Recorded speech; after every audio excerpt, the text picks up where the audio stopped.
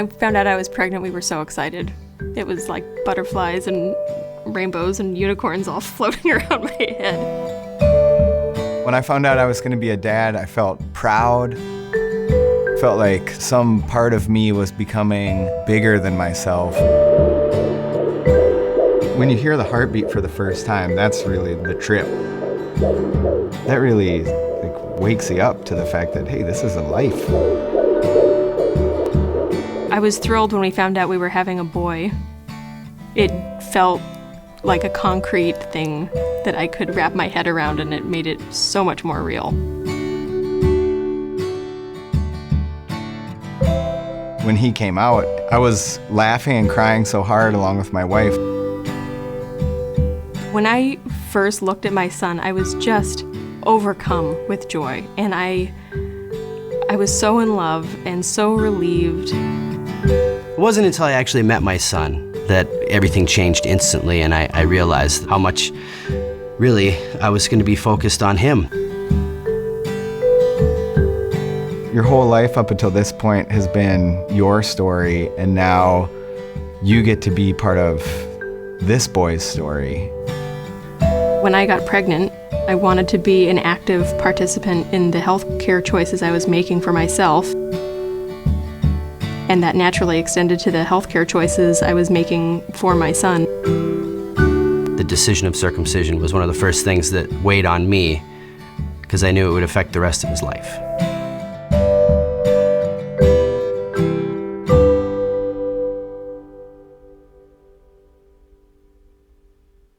Circumcision is the removal of foreskin, which is the skin that covers the top of the penis. It can be performed at any age, but in the United States, it is typically performed on infant boys. Neonatal circumcision is the most common surgical procedure performed on boys in the U.S. It was not something I ever thought about for 1 minute until we had a son. It seemed like that's what everybody does. My husband is circumcised. I've never seen an uncircumcised penis before. So I think that was something that we thought wasn't much of a decision. A lot of families made it seem as though you have to get circumcised. They got it from the next family member that feel as though they have to do it. The father said, "My father had this done to me, so I'm going to have it done to my child." We didn't really question it, we just did it. When I became a labor and delivery nurse, I noticed that circumcision was presented to parents in the hospital almost like an item off of a menu, and almost in a way that it seemed like it was the expected choice. They were showing us the labor and delivery rooms, and then they showed us the nursery, and the nurse just happened to say, "Oh, and this is where we do the circumcisions." It was along the lines of being routine, like anything else that happens postpartum to your baby: shots, APGAR scores, circumcision, kind of all rounded in the same thing. I have a sense sometimes that many parents bring their kids to see me because they want them circumcised, because that's just the way they think a penis is supposed to appear or look. The dad is circumcised, the brother is circumcised, all the men in their family are circumcised, everyone they know is circumcised. Since we're having a boy, it makes sense, right? That they should look the same. I tried to think about my son's future, I guess. I thought about life in the locker room. I thought about life with women. I thought about the differences that me and him would have, which was probably the biggest factor. I wanted to be able to connect with my son about, things. And I also didn't want to have questions about his penis that I didn't know how to answer. I think we both found that we didn't know as much as we thought we did about it, and that the way that we were going to approach that decision changed.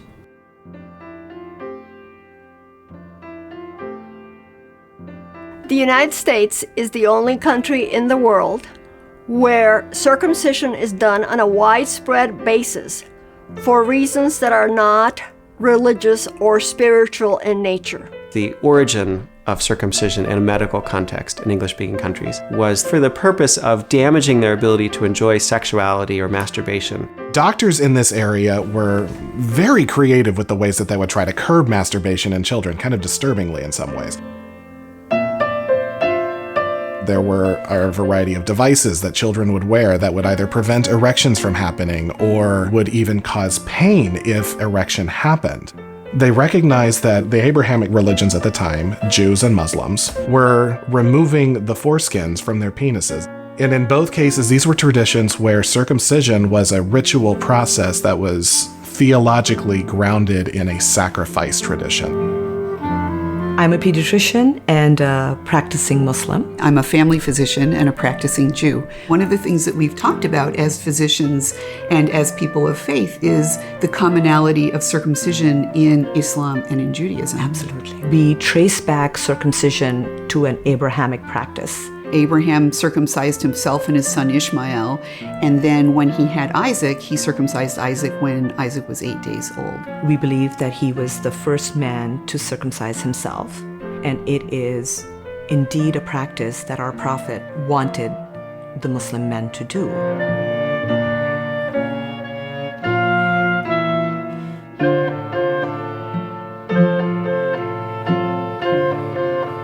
Circumcision is done on the 8th day, and it's usually a big deal. It's kind of a party. A bris is done in either the home or the synagogue or temple.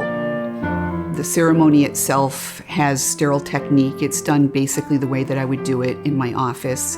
But the difference is the actual ceremony is performed surrounded by the family and friends, and it's actually done in public.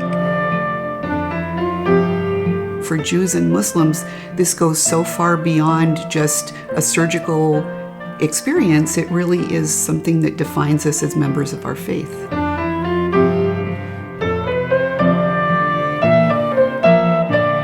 We have a dominant European culture making use of this traditional practice, taking it out of its origins and benefiting from it for its own use. The medical community at the time recognized its potential to curb masturbation in children, so they began to practice that in the secular community. It was thought that boys would not masturbate if they were circumcised, because they wouldn't have to touch the penis as much. This is a remnant of Victorian sexuality. Traditional practices that were invested in reducing sexual frequency, sexual excessiveness, and things like that. It started to be identified as a cure for ridiculous things like paralysis and incontinence and epilepsy. Things it was supposedly able to cure or reduce the rates of, started to focus into what we might think of as more plausible. So the urinary tract infections, sexually transmitted infections, and other sorts of urogenital issues.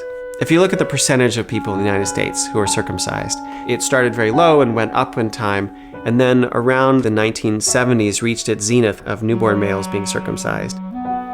In studies, they have shown reduced urinary tract infections in infant males who are circumcised. We have to circumcise about 140 males to prevent one urinary tract infection. When I was a child, I actually had an infection and I was circumcised, so that kind of stayed in the back of my mind about, well, does it really make a difference in regards to getting a child circumcised?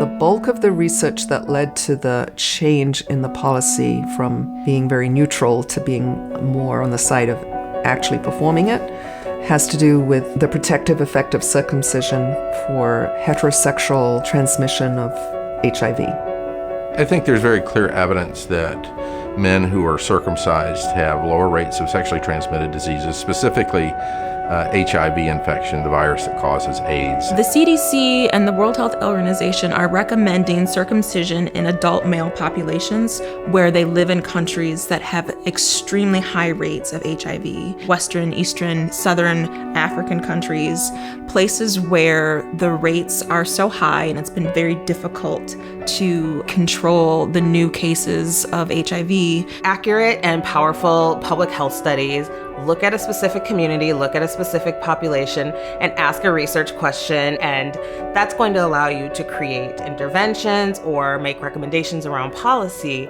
that really are going to impact that given community. So the criticism of the studies on HIV in Africa as it applies to circumcision policy obviously have pointed out that that information may not be applicable in the US.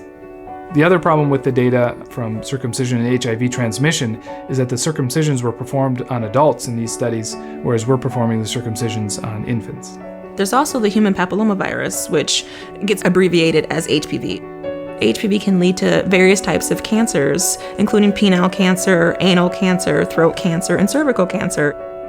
You'll see statistics about penile cancer, for example, or STDs, but the research and the percentages weren't as compelling as I thought. The incidence of penile cancer is 1 in 200,000, which is very low. Reducing this by 50% would only save 1 in 400,000 men. In addition, with the advent of the HPV vaccine, this will likely become 0 when all children are vaccinated. A lot of the studies suggest that circumcision is going to decrease the HPV rates, but I didn't see anything that talked about the fact that we now have a vaccine for HPV. In fact, there's more than one vaccine that is available to families to vaccinate their young children that is highly effective about reducing the rates of high-risk HPV. I tell every parent that if safe sex is practiced and good hygiene is practiced, then those risks are really eliminated.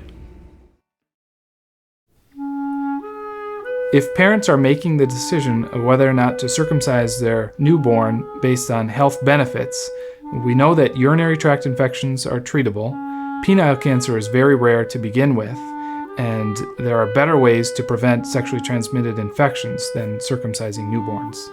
My perspective is it seems like the studies are aimed a little bit towards, coming up with reasons to do circumcision. A lot of people get appendicitis, but we don't just take everybody's appendix out. People, even your wisdom teeth, we don't just yank them out, we wait to see if there's a problem. And so why on this particular surgery are we doing it on millions of people to prevent a very small percent from having a problem later in life? Circumcision, even though it's done in the hospital, it is really, at this point, not a medical procedure, but more of a procedure for cultural reasons. Jewish families, Muslim families are more likely to circumcise due to religious beliefs, but culture could also mean race and ethnicity. It can mean geography, rural versus urban differences. So I have a lot of patients who are from different cultures and they're just encountering circumcision for the first time in this country. We have a lot of immigrants that I have to explain the procedure because they don't know what is circumcision. They have a lot of questions and why, because we live here in the United States, now we have to do this when we're not used to this. In Europe, Australia, Scandinavian countries, the circumcision rate is actually very, very low. We know that Hispanic families are less likely to circumcise, as are Southeast Asian families, and African American families are more likely to circumcise their infants. Those are those beliefs of being uncircumcised is somewhat unclean, or you have the more chance of infection, and I think that's something that's within that culture, and it stems back, a long time. I had my own beliefs, and that kind of trumped my cultural beliefs or cultural thoughts from earlier. In other parts of the world, mothers just bathe their children and let them be.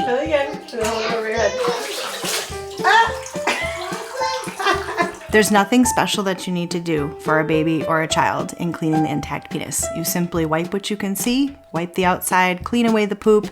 If you have any concerns that there's something stuck, just swish them in warm water. In the same way that you don't need to invasively clean a baby girl. Many parents are told to start trying to retract the foreskin fully, even in infancy. Truthfully, that really doesn't have to happen until puberty. By puberty, we want boys being able to pull the foreskin all the way back and practice good hygiene. This will be a whole new thing for me because I am circumcised, and then we made the decision not to circumcise our child.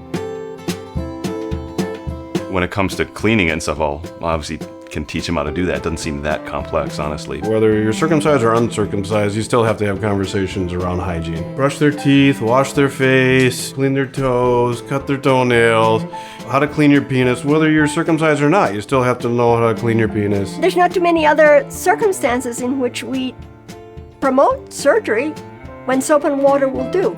But circumcision is one in which that's exactly what it boils down to.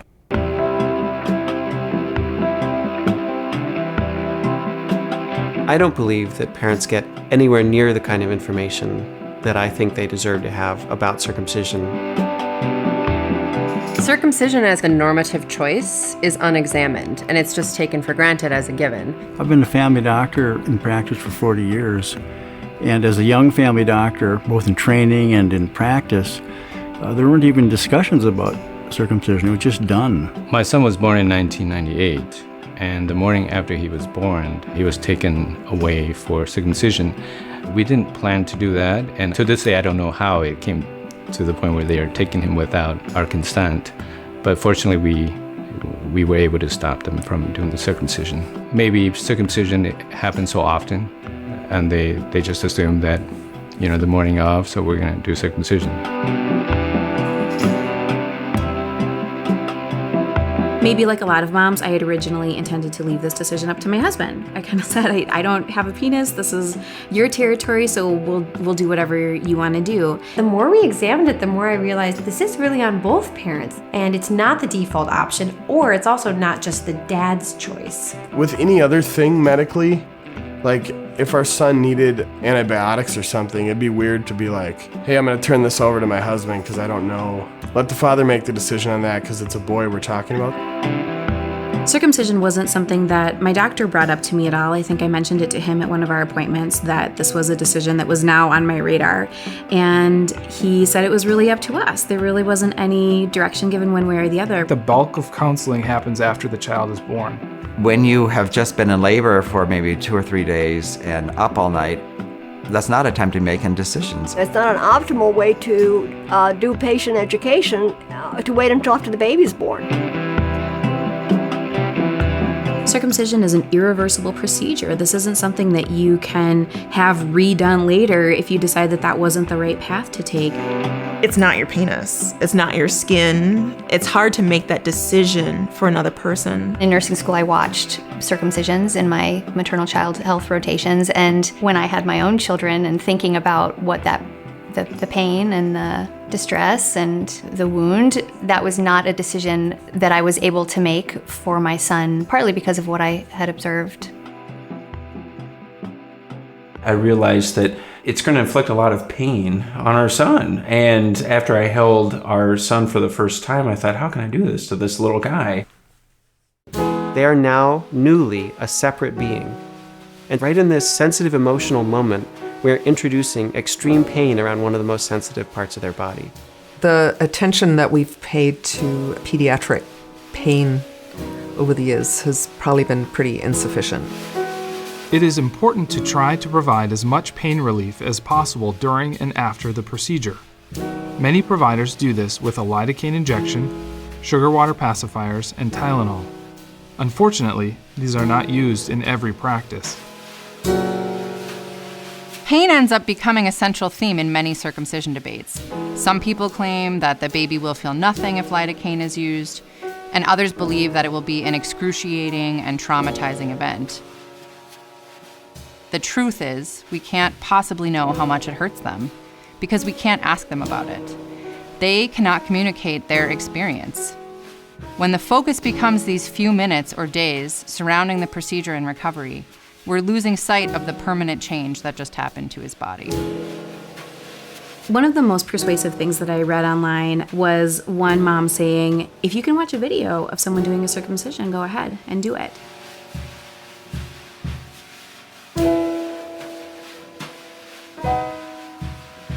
When it came down to it, I really didn't want to watch that video.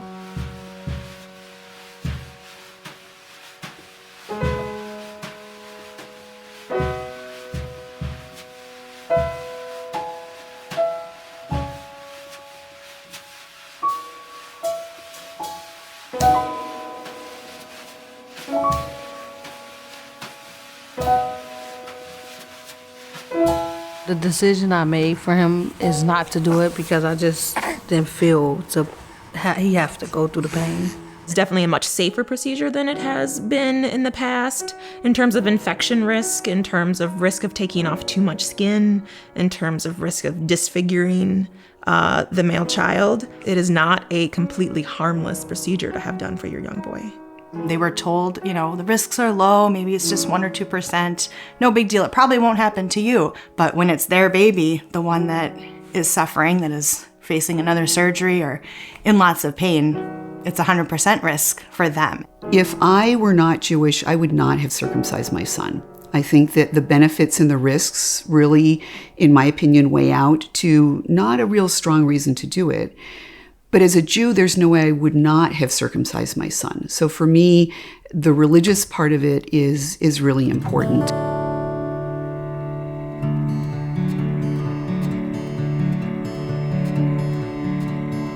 I feel like parents that have chosen to circumcise their child have done so, by acting from their heart. They're trying to do what they think is best for their child. At the same time, most parents probably aren't aware that it can cause performance issues. Parents really need to understand that this is a sexual decision that they are making for their child. It is really hard to think of a 1-day-old as a sexual being. But the reality is, people are sexual beings from before birth. We have observed fetuses in utero rhythmically rubbing their genitals. We have very little information or no information really on the psychosocial impact of circumcision. We don't know how it impacts sexuality or sexual arousal.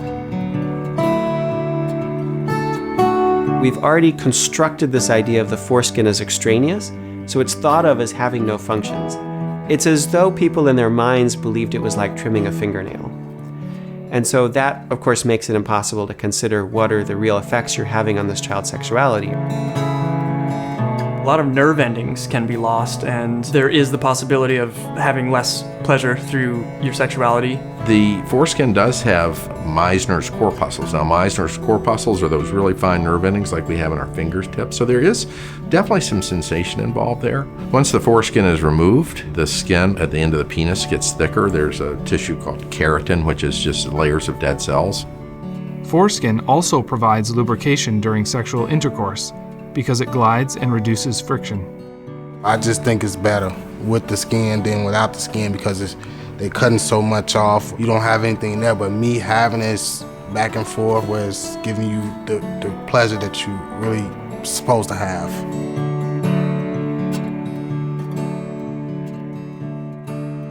Looking at the data between the sensory experiences of intact penises and circumcised penises, the data are pretty inconclusive when it comes to determining whether there are significant differences. However, at a certain point, you really are comparing apples to oranges because they are just two different structures. One has the structure and one doesn't. I mean, the penis is to be used for sex, so it was naturally, I thought about it. I was not convinced at the time that women are okay with either circumcised or not circumcised. I hadn't had enough experience in my life really to know. Many parents, especially fathers, say that they are worried about what women will think of an uncircumcised penis in the future. But it's impossible to know how a baby's sexuality will evolve. Their sons may partner with other men or people who do not identify with a binary gender, and their future partner might like foreskin. We want them to have happy and fulfilling sexual lives when they get older, and parents want that, but they don't want to think about it or talk about it. The penis, the genitals, are a fundamental part of how we identify ourselves. And if something went wrong with that, that experience for people can create a number of different just psychological challenges when it comes to understanding a basic part of your identity. When I became sexually active as an adult is losing my virginity. And I remember one of my first thoughts at the time was noticing how little I felt. Basically couldn't reach orgasm. And so would have sex for a long time and just would never get there. If you feel kind of numb in an experience that's supposed to be special and magical, that's frustrating. That's embarrassing. That's something that made me sad. It made me angry. There are a number of factors that can weigh into causing this, but I did feel that not having foreskin and having a drier skin on the penis, I felt that was probably a pretty significant factor that was contributing. Foreskin does serve a role protecting the glands of the penis, and we can see a clear difference in circumcised versus uncircumcised boys. From my experience, definitely the glands that's been covered the whole life is way more sensitive than the one it isn't. And stimulation to the head of the penis is way different for an uncircumcised man versus a circumcised man. By removing the foreskin, you are cutting them off, pun intended, from a variety of delightful sexual experiences that your sons really might want to be able to experience in their future. When thinking about future partners, this is something that parents are concerned about. And I think it's important to recognize that there is a wide range of responses from partners, whether they like circumcised or intact penises. I'm unaware of any contests or programs or anything where people are deciding that this kind of penis looks better than this kind of penis. Some parents are worried that if they don't circumcise their sons, they'll be looked at differently, maybe looked at in a negative way by their partners in the future. And I can say from personal experience that circumcised or not, it definitely doesn't matter. These couple of friends I was with, women, mentioned how whenever they had sex with a man who wasn't circumcised, they didn't have any lubrication problems. And I was like, oh, that's really interesting. But I've never been with a man who wasn't circumcised. And my partner turns to me and he's like, I'm not circumcised. And it was this really crazy experience to be like, how could I not tell? There are men who themselves don't know that they're circumcised. If you ask a boy or a teenage young adult male if they've been circumcised, a lot of them actually don't know, and that has been studied.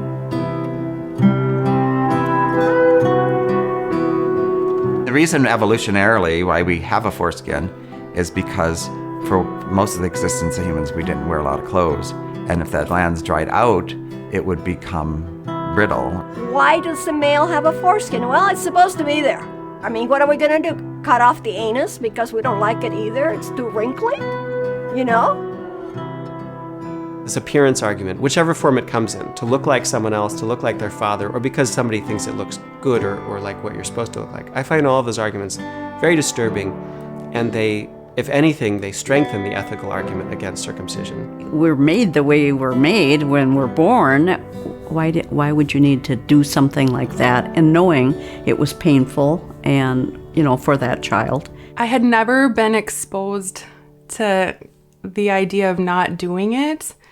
And I had never really questioned the ethics of it. In a contemporary bioethical context, there are severe problems with the ethics of infant circumcision, which are often overlooked by people in the field of bioethics. I think because it's such a ubiquitous practice, it's very hard for us to critique our own culture. Bioethics depends on 4 basic principles, which are much written about and much published about. The main one is autonomy, which boils down to, for medical purposes, nothing should be done to your body without your consent. Just not doing something to your baby's body that is unnecessary and that they don't get any say in. The one thing that doesn't get balanced in that equation is whether or not the infant boy may want to have a foreskin when he grows up.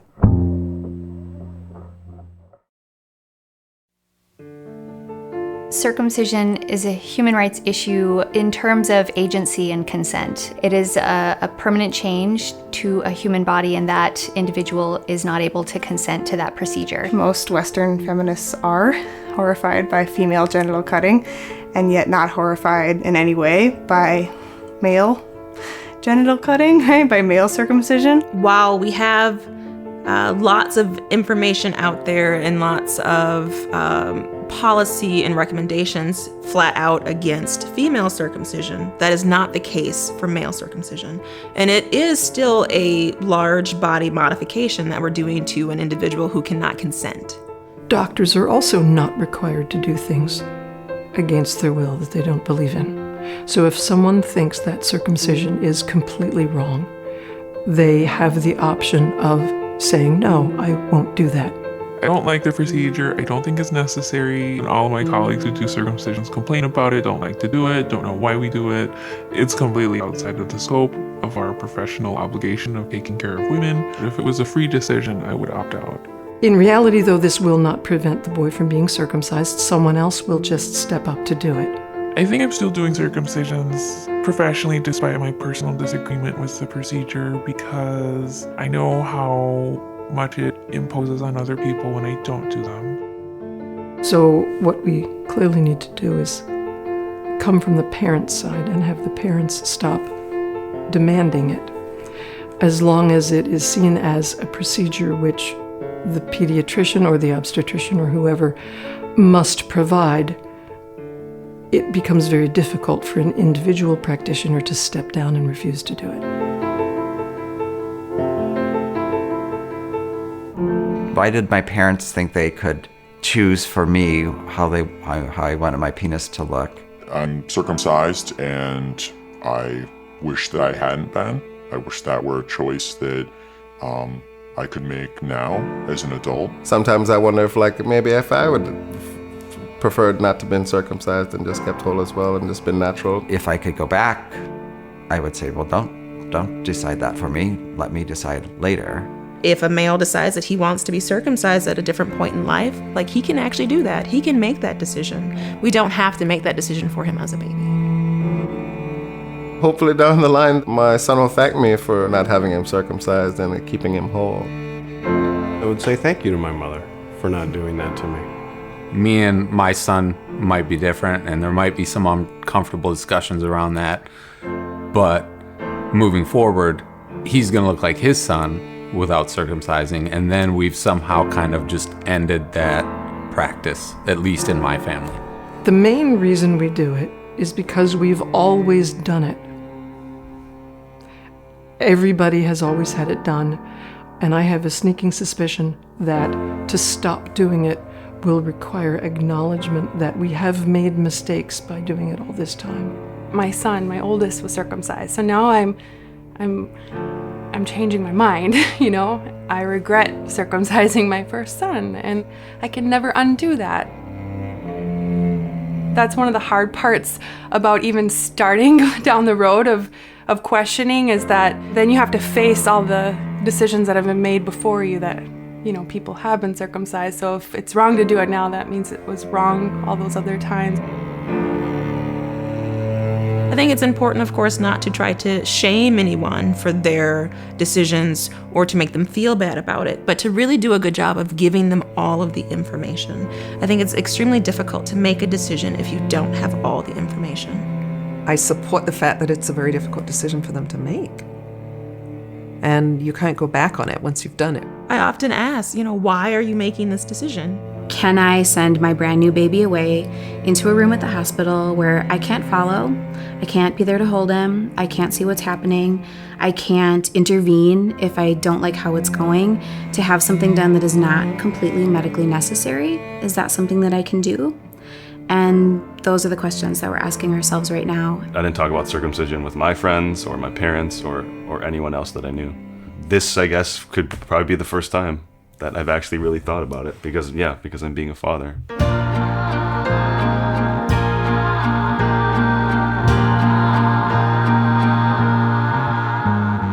Built you a home in Little Bird Town. So many kids running around. Fantastic schools, big red playgrounds, waiting to hear your tune. All we need is you, then all of our wishes come true. Happy and safe to do what you do is what we can promise to you.